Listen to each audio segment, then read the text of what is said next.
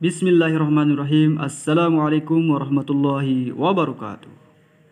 Halo teman-teman, bagaimana kabarnya? Semoga kita semua diberikan kesehatan, tetap semangat untuk terus belajar. Baik, pada kesempatan kali ini kita berjumpa lagi di channel Marhadi KLU. Kali ini kita akan membahas soal IPS tema 6 dan 7. Baik, kita langsung saja seperti apa soalnya. Oke. Ya, kita langsung. Bismillahirrahmanirrahim. Silanglah satu jawaban yang paling benar. Nomor 1. Kegiatan utama seorang yang bekerja menjadi guru adalah A. Mengobati pasien,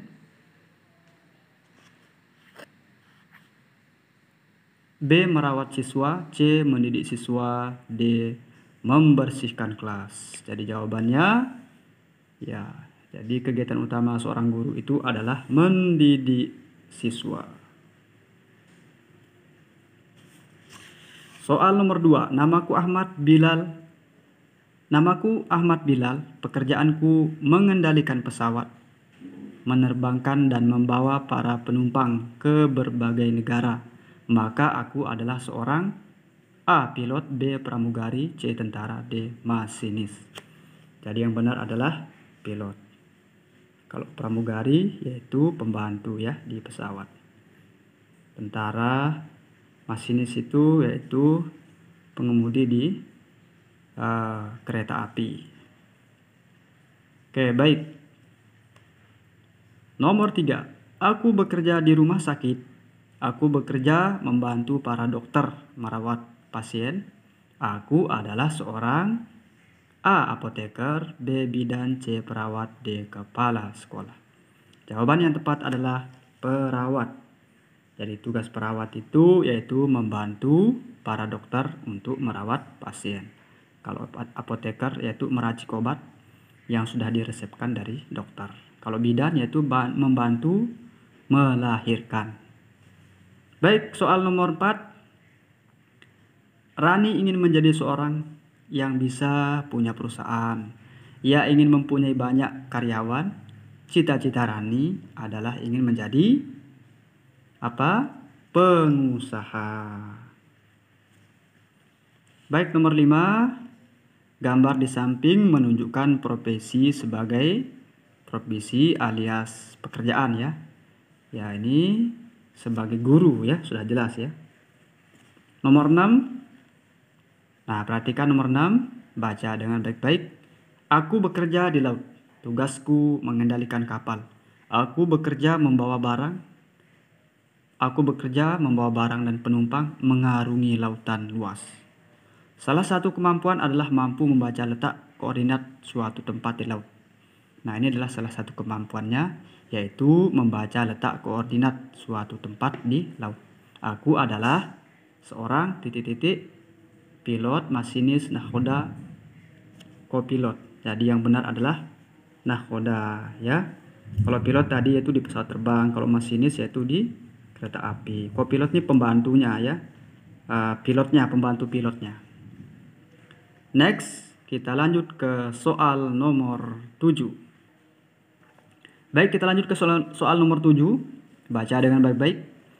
Pekerjaan yang memerlukan keterampilan mencari informasi penting, merekam setiap kejadian penting yang terjadi di masyarakat, menulis informasi tersebut sebagai sebuah berita, kemudian dimuat di media massa.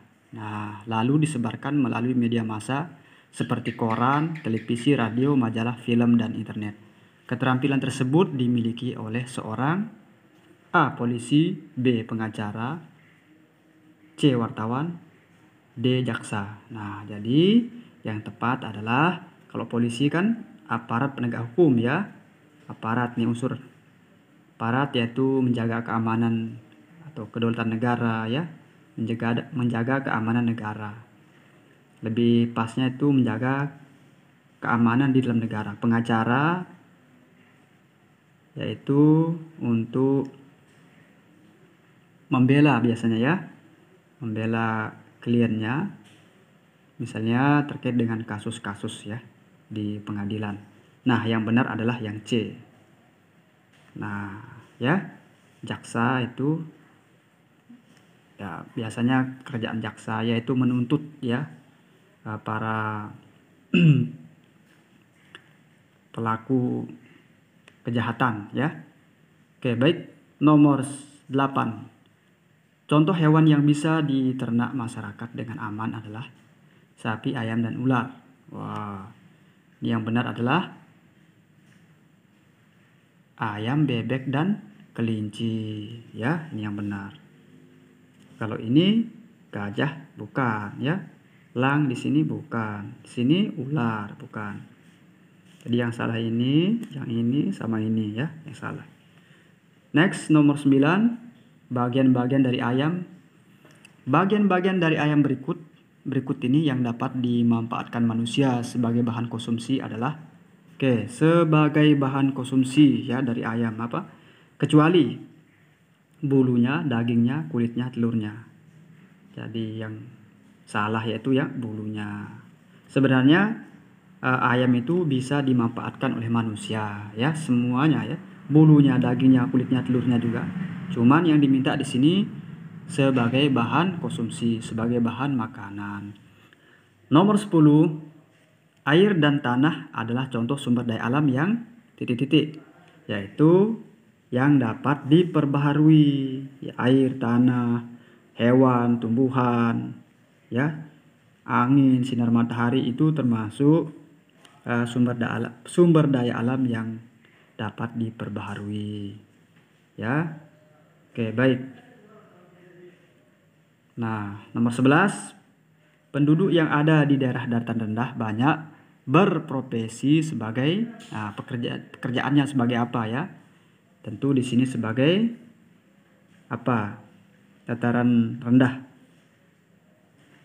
Sebagai nelayan, pelaut, petani garam, dan petani ya. Ya, petani di sini ya, dataran rendah itu ya. Dataran rendah. Kalau di pantai ya pelaut atau nelayan ya. Nomor 12, potensi sumber daya alam di daerah daratan tinggi. Ya, kita garis bawahi ya. Dataran tinggi antara lain adalah sumber daya alam. Maksudnya apa yang bisa hidup di sana yang ditanami ya. A, teh, B, palawija, C, padi, D, garam. Tentu di sini jawabannya teh. Palawija itu dataran rendah ya. Contohnya ini tanaman musiman, padi, jagung kayak gitu ya. Oke, baik, soal nomor 13. Di bawah ini yang tergolong sumber daya alam hayati. Nah, sumber daya alam hayati itu segala sesuatu yang berasal dari alam, yang berasal dari makhluk hidup. Ingat kata kuncinya makhluk hidup. Makhluk hidup itu ya hewan, tumbuhan ya. Nah, coba kita cek. A, emas dan kapas. B, teh dan kambing. C, batu bara dan jagung. D, logam dan kelapa sawit. Jadi yang benar adalah B, teh berasal dari tumbuhan, kambing berasal dari hewan, termasuk golongan hewan. Teh ya. Oke, kalau emas itu benda mati ya. Batu bara juga ya, logam. Ingat sumber daya alam hayati itu kata kuncinya itu berasal dari tumbuhan dan hewan ya. Oke, termasuk ini juga sumber daya alam hayati ini sumber daya alam yang dapat diperbaharui ya. Tumbuhan ya, hewan. Oke, baik, next lanjut ke soal nomor 14. Langsung saja kita baca soal nomor 14. Sumber daya alam yang tidak dapat diperbaharui di bawah ini adalah minyak bumi, emas, batu bara, dan tanah. Nah, kita lihat ya. Jadi kalau minyak bumi, emas, batu bara itu tidak dapat diperbaharui ya. Tapi di sini ada pilihan tanah. Sementara tanah itu dapat diperbaharui. Ya, jadi yang benar di sini coba kita lihat. Yang D ya. Minyak bumi, emas, batu bara, dan gas alam. Kata kuncinya itu hasil tambang ya. Hasil tambang itu hasil ya mengambil ya dari perut bumi ya. Dari hasil di bawah bumi itu hasil tambang yang membutuhkan proses yang lama dan tidak sederhana ya. Baik, itu kata kuncinya ya. Ingat, itu sumber daya alam yang tidak dapat diperbaharui. Kenapa tidak dapat diperbaharui? Karena kalau kita pakai terus menerus akan habis. Tidak bisa kita kembangbiakan atau tidak tersedia cepat ya. Satu contoh misalnya emas, kalau kita ambil ya akan berkurang. Beda dengan tumbuhan, kalau kita tebang, kita tanam lagi ya, jadi tumbuhan baru. Next, soal nomor 15. Karang mutiara yang dibudidayakan di daerah Lombok bermanfaat sebagai A. Ramuan obat-obatan, B. Kosmetik, C. Pangan, D. Perhiasan. Ya, di sini perhiasan ya. Ya. Nomor 16. Nah, gambar di samping adalah pengrajin yang memanfaatkan kulit kerang mutiara sebagai hiasan lemari. Seperti hiasan lemari, figura, kursi, meja, dan lain-lain ya. Nah, yang disebut dengan pengrajin cukli. Nah, ini pertanyaannya ini terdapat di daerah titik-titik. NTB, NTT, Bali, Papua. Jadi yang benar itu di NTB. Ini sangat mendunia ya, sangat terkenal. Yaitu salah satu pengrajin tangan yang berasal dari daerah NTB. Tepatnya di kota Mataram, Mataram Timur, yaitu di Sayang-Sayang. Ya, mungkin banyak furniturnya di rumah ya yang hiasannya seperti ini. Baik, kita lanjut ke soal nomor 17. Gambar di samping adalah ulat sutra yang dikembangbiakan sebagai A. Bahan pakaian, B. Bahan pangan, C. Bahan kosmetik, D. Bahan obat-obatan. Jadi yang benar itu bahan pakaian ya, bukan untuk dimakan ya. Nah, oke, baik, yang benar itu yang A. 18. Tari pada gambar di samping adalah tari titik-titik dari Aceh. Nah, tari saman ya. Ingat lagi buka lagi bukunya tentang tari-tari suatu daerah ya. Tari apa saja? Misalnya contohnya kalau di Lombok itu ada namanya tari gandrung ya. Terus kalau di Bali itu ada tari kecak ya.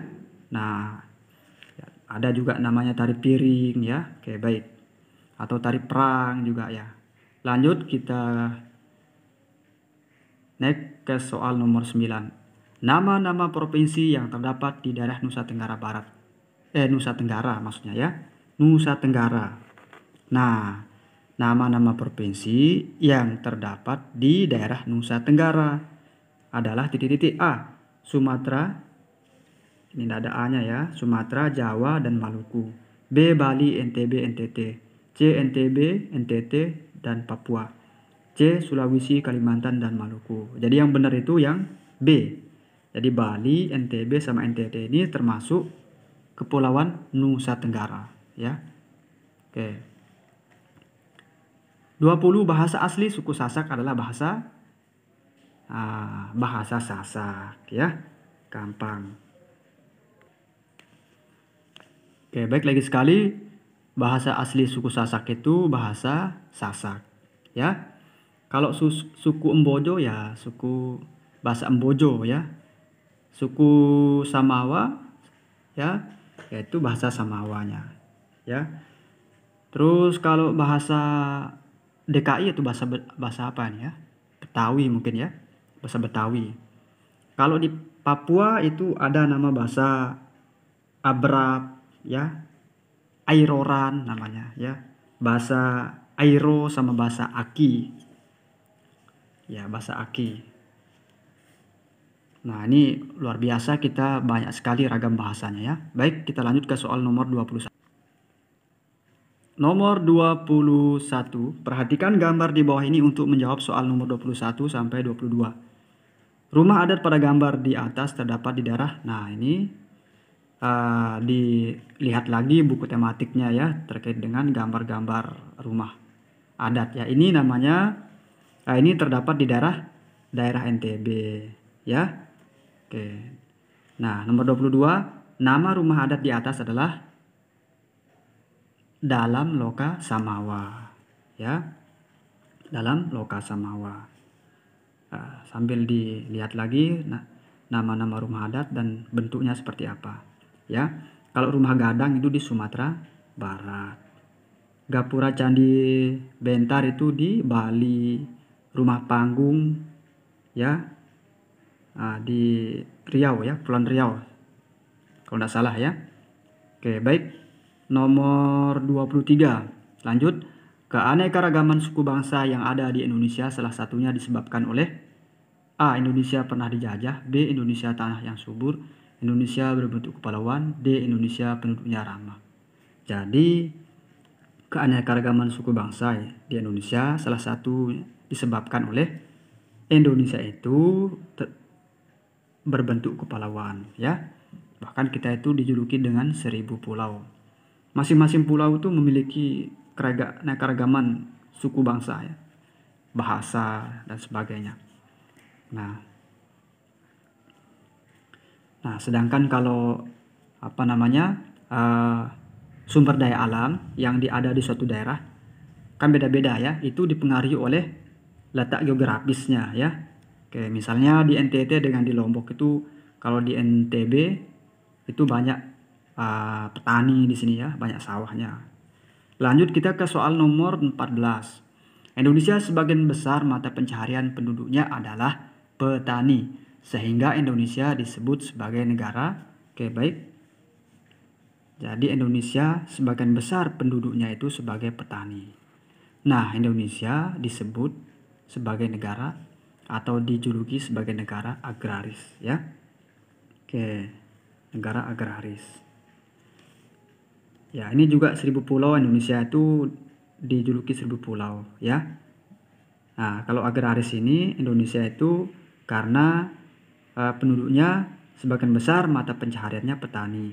Kalau maritim ya 2/3 pulaunya, 2/3 itu perairan ya dari pulaunya ya. Kurang lebih begitu ya. Jadi Indonesia ini paling luas perairannya, makanya disebut sebagai negara maritim. D. Superpower ya. Jadi jawabannya adalah B. Oke, baik. Bisa dipahami ya perbedaan negara agraris sama negara maritim. Kalau ini penduduknya banyak, mata pencahariannya petani. Kalau ini negara yang 2/3 atau lebih luas perairannya daripada daratannya. Terakhir nomor 25. Desa Sade merupakan desa wisata yang sering dikunjungi oleh banyak orang. Terdapat di daerah, ini terdapat di daerah NTB ya, Desa Sade itu. Ya, di NTB ini banyak sekali daerah-daerah wisata ya. Misalnya di Bayan Bele ya, Desa Wisata Karangbayan ya. Terus desa wisata ini banyak ya nama-namanya. Di Bima juga, Warboy ya, nama-nama desa wisatanya. Oke. Baik, demikian pembahasan soal pada kesempatan kali ini, mudah-mudahan bermanfaat. Sekian, assalamualaikum warahmatullahi wabarakatuh.